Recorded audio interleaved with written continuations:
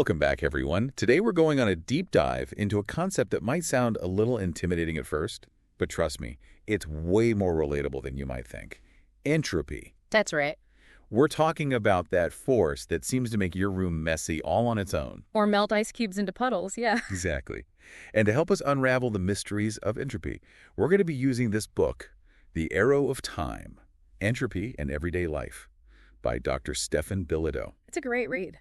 So think of this deep dive as our guide to understanding how entropy works, why it matters, and how it subtly shapes the world around us. It's like a survival guide to the universe in a way. Okay, I'm intrigued. But first things first, can we break down what exactly is entropy? You bet. The easiest way to think about it is as a measure of disorder or randomness. Okay, so like the opposite of order then. Exactly. So imagine you have a brand new deck of cards, all perfectly arranged by suit and number. Ah, I see where you're going with this. That's a state of low entropy. Everything's nice and neat. Makes sense. Now, shuffle those cards, and what happens? You get a random mix, the order breaks down, Right. and that's entropy increasing. So basically, things naturally tend to go from order to, well, disorder. You got it. Think about a perfume bottle when you first open it. Ooh, yeah. The scent molecules are all concentrated inside, but as soon as you spray, They go everywhere. exactly, they spread out and mix with the air in the room. That's entropy in action.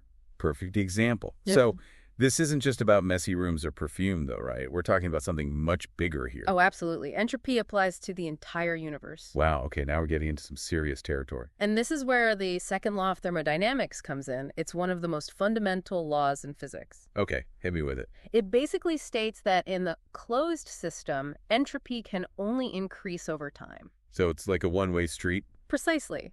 Things can get messier, but they can't magically become more ordered on their own. That's why time seems to flow in only one direction. From a past of lower entropy to a future of higher entropy. You got it. It's like a universal arrow of time, always pointing towards more disorder.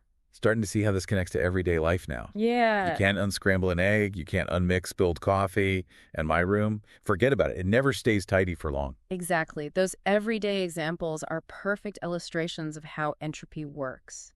There are countless ways for an egg to be broken, but only one way for it to be whole. So statistically, the broken state is just way more probable. You nailed it. And speaking of probability, that's where the famous broken egg analogy comes in. Oh, yeah. Dr. Bilodeau uses that one a lot in his book. Right.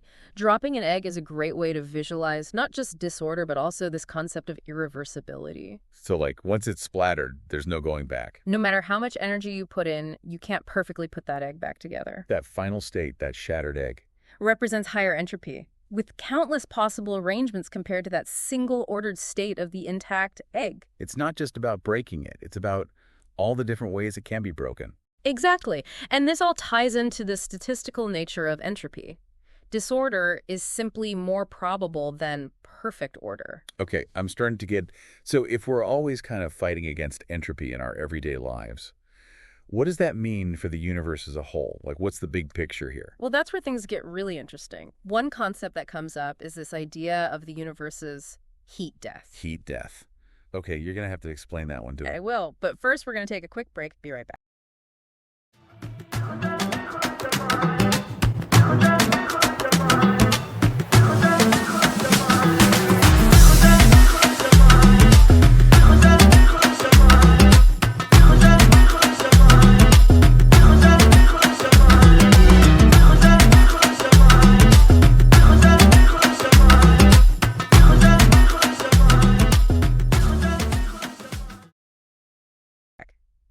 All right, so we were talking about heat death.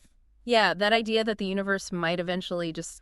Reach a state of maximum entropy, right? Yeah, hard to wrap my head around. It is a wild one to think about. But even though the universe as a whole might be heading towards that. Like maximum messiness. Right. There are still these pockets where order can emerge. Oh, okay, that's interesting. Where do we see those? The most amazing example, life. Living organisms are these incredibly complex organized systems. I mean, yeah, when you think about it. Building structures, maintaining order, reproducing, right? It's like they're defying that natural flow towards disorder. It's true. Like, how does a tiny seed become a massive tree? Yeah. All that intricate order. Exactly. And the key, energy. Plants use sunlight, animals eat food, fueling themselves. Right, tapping into energy sources to power their organization. So it's like they're borrowing order from our surroundings by using energy. Exactly, creating these local pockets of order. But in the process, they increase the total entropy of their environment. Ah, a trade-off. They get to be organized, Yep. but the universe gets a little messier. You got it. Think about eating an apple. Okay, Your body breaks down those complex sugars, powers your cells, right. but you also release heat, waste products back into the environment, increasing entropy. Makes sense. So even though life seems to defy entropy, it's still playing by the rules, just... Clever game. Yeah. Borrowing order, increasing entropy elsewhere. It makes me think about how much energy we use, as humans to maintain our lifestyles. Oh, absolutely. We're always building, organizing, creating. And all that requires energy, which, as we know, comes with an entropy cost. Exactly. So understanding entropy isn't just about science. It's also about, The interconnectedness of everything. Yeah. And our impact on the environment. Huge point. It makes us think about sustainability, energy efficiency. How to minimize our, entropy footprint. Exactly. And this is making me see everything so differently. Even just making coffee. Oh, yeah. Using electricity, burning fuel, grinding beans. All those steps contributing to entropy increase. And then I spill my coffee. Entropy in action. It's like a constant force. Always ready to increase disorder. Yep. So we've talked about time, energy, life. But is entropy always a bad thing? That is a fantastic question, and it gets us into some interesting territory. Because we tend to think of disorder as, negative. Right. But entropy can also be a force for change, creativity. Okay, now you're really making me think. Imagine a perfectly ordered, static universe. Nothing's changing. No room for growth, evolution, anything new. It's the randomness, the flexibility that allows for new possibilities. So entropy, it's like a catalyst. Shakes things up, creates potential for something new. Think about the formation of stars and planets. Yeah, exactly. Gravitational collapse, tons of entropy increase. And then, boom, celestial bodies. Without entropy, things would be pretty boring, wouldn't they? Yeah, no stars, no planets. It's that tendency towards disorder that allows for complexity, diversity. This is really changing my perspective on things. It's all about finding the balance. We need order, and we need a bit of chaos. Like that saying, a little bit of chaos can be a good thing. Makes me think of Dr. Bilodeau calling entropy a survival guide to the universe. Because it helps us understand this interplay of order and disorder. Not fighting against entropy, but learning to dance with it. Recognizing its role in creation and destruction. Wow, this has been an enlightening conversation. I agree. I feel like I have a whole new understanding of entropy. And we've only just scratched the surface. But for now, let's leave you with a thought. Okay, I'm ready. If entropy is this fundamental force shaping everything, what does that tell us about the ultimate fate of it all? That is a big one. Stay tuned for the final part of our deep dive, where we'll tackle that very question and explore even more mind-blowing implications of this concept.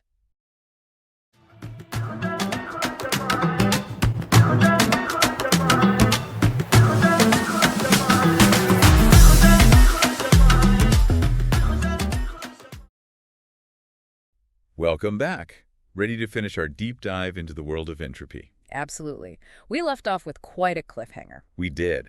That question about the ultimate fate of the universe. Right. If entropy is always increasing, what happens in the end?